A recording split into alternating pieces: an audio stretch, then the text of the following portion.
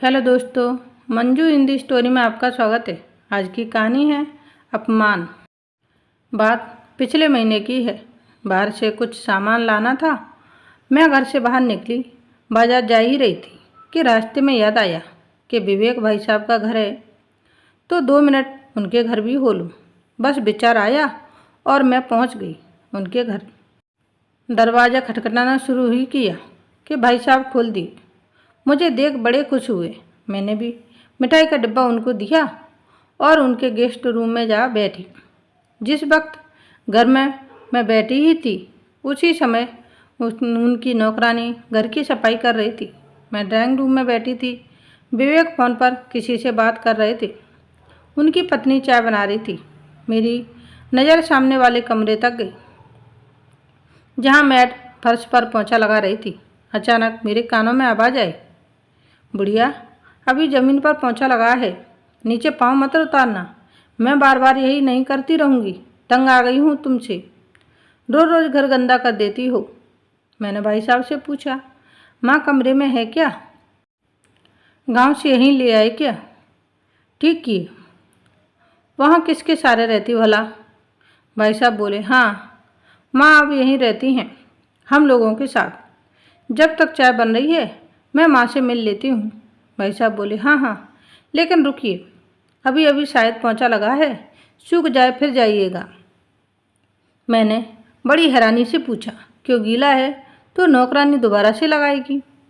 नहीं लगाएगी तो थोड़े निशान रह जाएंगे फर्श पर, क्या फ़र्क पड़ता है? क्या फ़र्क पड़ेगा? भाई साहब थोड़ा हैरान हुए, शायद मेरी बातों को सुनकर, लेकिन मैं भी कहाँ मानने वाली थी। वो कुछ बोले उसके पहले मैं कमरे में चली गई। गीले फर्श पर पाँव के खूब निशान बनाती हुई मैं माँ के पास गई। मैंने उनके पाँव छुए और फिर उनसे कहा कि चलिए आप भी ड्राइंग रूम में वहाँ साथ बैठकर चाय पीते हैं। चाय बन रही है, भाभी रसोई में चाय बना रही हैं। मैंने इतना ही कहा था कि माँ एकदम घबरा गई। अरे नहीं, अभी फर्श पर पाँव नहीं रखना है, फर्श गीला है ना, मेरे पाँव के निशान पड़ जाएंगे। पाँव के निशान पड़ जाएंगे फिर तो मैं उनकी तस्वीर उतारकर बड़ा करवा कर फ्रेम में लगाऊंगी। आप चलिए तो सही। पर माँ बिस्तर से नीचे नहीं उतर रही थी। उन्होंने कहा कि तुम चाय पी लो बेटी। तब तक भाई साहब भी माँ के कमरे में आ गए थे। उन्होंने मुझसे कहा कि माँ सुबह चाय पी चुकी हैं, आप आइए गुड़िया। नहीं, माँ के साथ मैं यहीं कमरे में चाय लूँगी। चमकते हुए टाइल्स पर मेरे जूते के निशान बयां कर रहे थे कि मैंने जानबूझकर कुछ निशान छोड़े हैं। वो समझ नहीं पा रहे थे कि आखिर मैंने ऐसा किया ही क्यों। उन्होंने मुझसे तो कुछ नहीं कहा, लेकिन मैड को उन्होंने आवाज़ दी, बबीता जरा इधर आना। इधर गुड़िया जी के पाँव के निशान पड़ गए हैं, उन्हें साफ कर देना।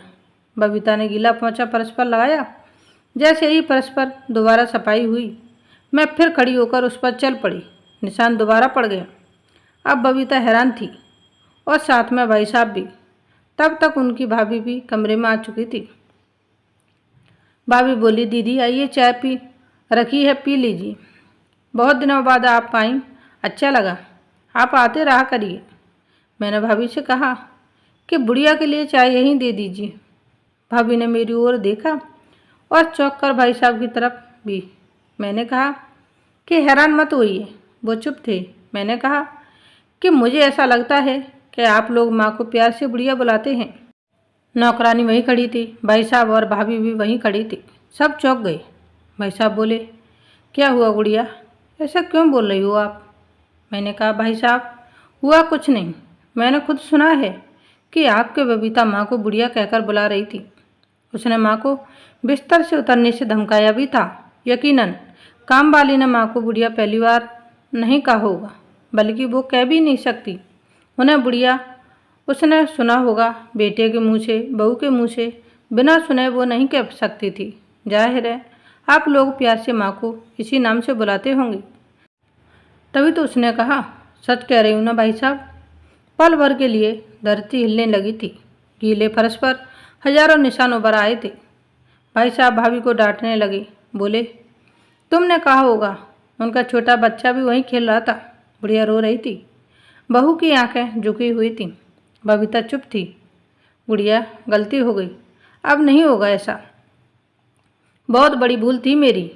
मैं चल पड़ी बिना चाय पिए, सिर्फ इतना कहकर कि आंखें ही पहुंचनी चाहिए, उस फर्श को चूम लेना चाहिए जहां माँ के पाँव के निशान पड़े हों। जिस घर में माँ का अपमान हो वहाँ ईश्वर का अपमान होता है। भाई साहब, आप तो सगे बेटे हैं, पैदा किया है उन्होंने आपको, कैसे आप बर्दाश्त कर लेते हैं? आपकी माँ को बुढ़िया बुलाते हैं।